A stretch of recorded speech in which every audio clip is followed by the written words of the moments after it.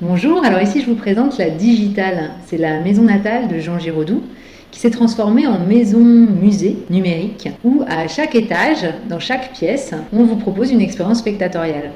Pour vous présenter un petit peu la maison, le rez-de-chaussée, j'ai envie de dire, est plus muséal. C'est là où on peut découvrir la vie de cet auteur. Vous êtes accueillis à la fois par une table interactive qui est comme une encyclopédie vivante. Au bout de vos doigts, vous pouvez comme ça naviguer d'une thématique à une autre. Et vous avez aussi une autre œuvre à disposition qui s'appelle Giraudoux face à l'histoire, où une standardiste vous guide dans l'histoire et les controverses à charge et à décharge, ce qu'on peut entendre sur Jean Giraudoux. Ensuite, vous montez à l'étage et dès le seuil de ce premier étage, vous êtes accueilli par le buste de Jean Giraudoux qui détecte chaque passage dans cette maison et s'anime et on entend l'une des citations de Jean Giraudoux. Vous avez Lecture pour une ombre qui est une proposition de théâtre optique. Donc là, vous vous installez sur un fauteuil et vous regardez à travers une petite visière, comme si vous regardiez à travers la visière sur une tranchée en pleine Première Guerre mondiale. Et vous plongez sur une adaptation du roman Lecture pour une ombre, qui est un premier récit de Jean Giraudoux qui correspond à ses carnets de guerre quand il est au front de la guerre 14-18. En face, vous avez le bureau de Jean Giraudoux. Le bureau qui accueille deux affiches de Paul Colin qui, pour l'occasion, ont été travaillées en réalité augmentée.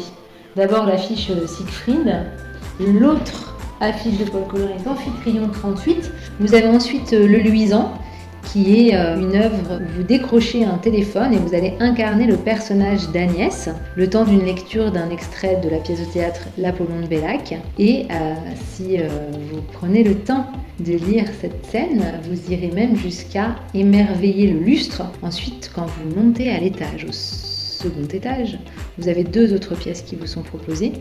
La salle Femmes de chair, femmes de papier, où on retrouve toutes les femmes ayant compté dans la vie de Jean Giraudoux.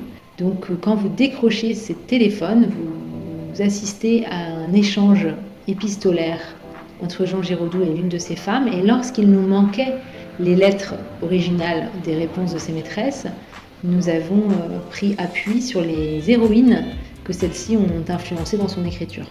En face, vous avez Ondine, donc c'est une installation performance de 7 minutes où on vous fait plonger à la fois dans un univers vidéo et sonore au cœur de ce personnage, de cette tourmente.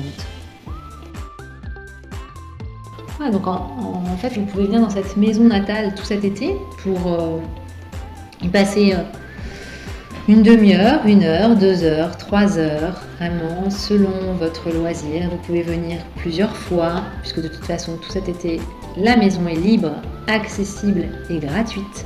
Donc n'hésitez pas à venir flâner, à vous rafraîchir, à vous cultiver, à prendre du plaisir tout simplement au sein de la Digitale.